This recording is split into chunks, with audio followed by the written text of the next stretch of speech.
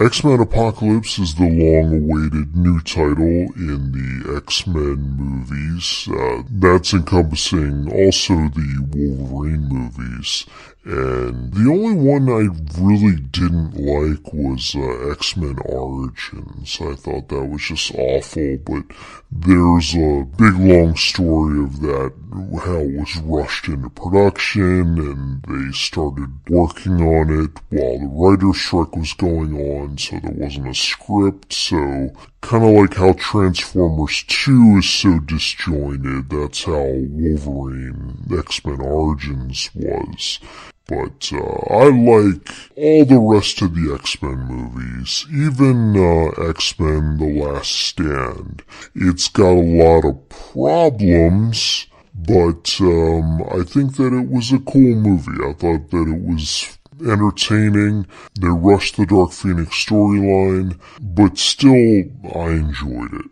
It's not bad, it's just not as good as the other ones.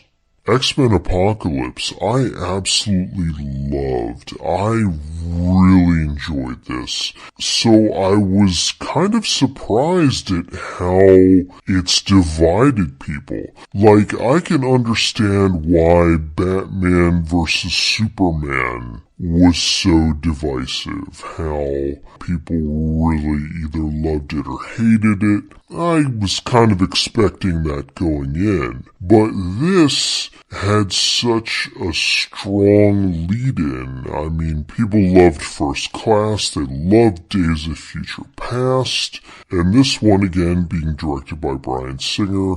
I thought this was going to be a no-brainer. I thought people were going to just love it as much as the other ones. I was shocked to see how many critics were bad-mouthing the movie, and then went on the forums and there were people, kind of like Batman vs. Superman, there's some people defending it and some people saying it's the worst pile of garbage they ever saw, and the old, give it to Disney, they know what they're doing. And no, Marvel made a business decision. They sold it to Fox, and Fox has been doing a good job with it thus far. So fine, I understand. They've been kind of fumbling with the Fantastic Four movies, but in general, they've done very well with the X-Men movies. And I think Apocalypse is no exception. In X-Men Apocalypse, I thought the cast was great. Except for Jennifer Lawrence, I felt like her performance was just kind of there. I might be biased because there's been all these things where she's talking about how much she wants to get out of the X-Men movies and she wants to move beyond them. So maybe that kind of painted my vision of her playing the character. But in the time when she was on screen, it just felt like she didn't care. Comparing that to how she played it in Days of Future Past, and even in First Class, I thought that she gave it more oomph. And in this, where she's supposed to be portraying an up-and-coming leader, it just felt like she didn't want to be there. So anyway, the short review, X-Men Apocalypse, I thoroughly enjoyed it. I completely am baffled by the people who don't like it. If you liked First Class and you liked Days of Future Past, I think that there should be no reason why you shouldn't go see this. So now I'm going to get into some spoilers. While watching the movie, I was reminded of the trailer and I got very angry. For two reasons. Number one, because there was the Weapon X scene that they showed at the end of the most recent trailer that they absolutely did not need to show. That would have been such a surprise to have Wolverine pop up, because it's like an hour and a half into the movie and they haven't even hinted at Wolverine.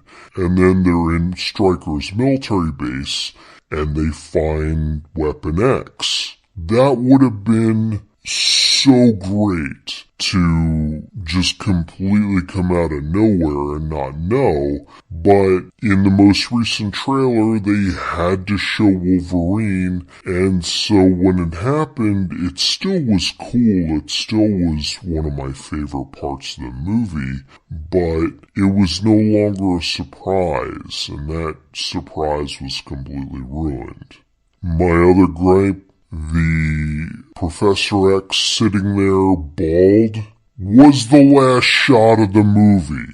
So they showed the ending of the movie in the trailer. Stop! Okay, on to good things.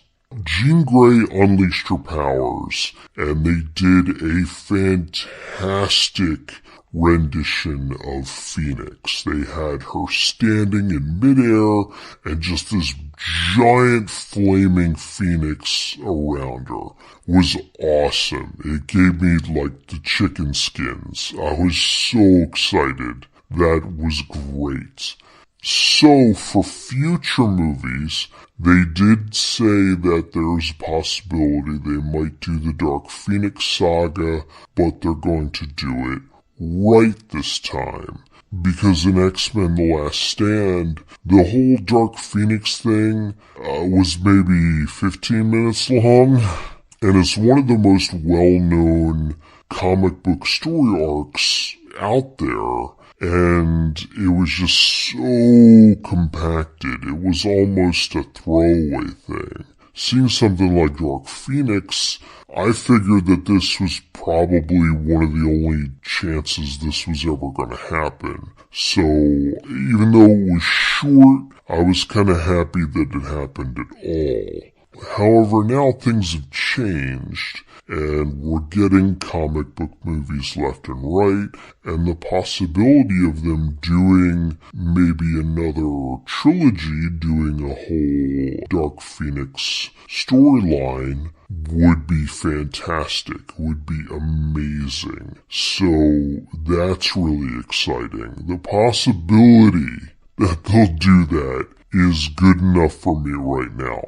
The stinger at the end of the movie was some men in black taking samples from Weapon X and putting them into a briefcase etched Essex Corp.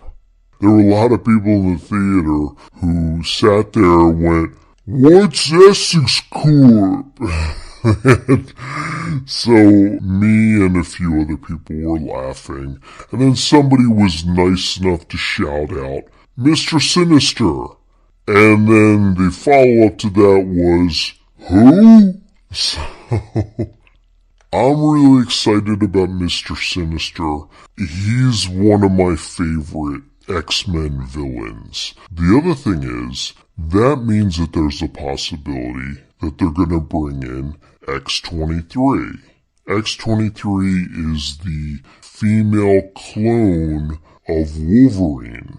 I think there's a lot of possibilities and cool shit that they could do with her, and if Hugh Jackman isn't coming back, this is a way to have essentially a female Wolverine.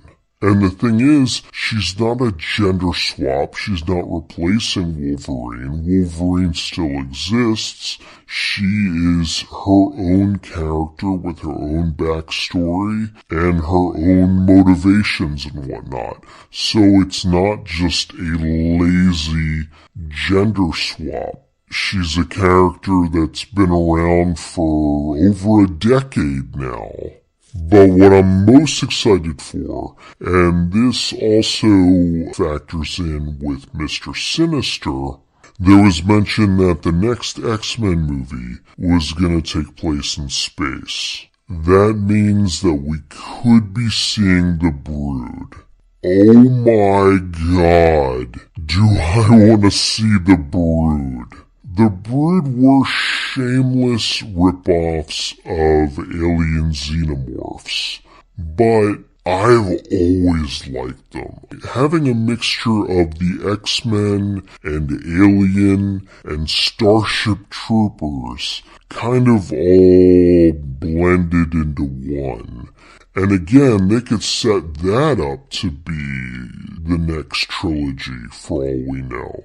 So right now, I'm super excited because the next X-Men movie could go in so many different directions, and each direction it could go, I'm looking forward to.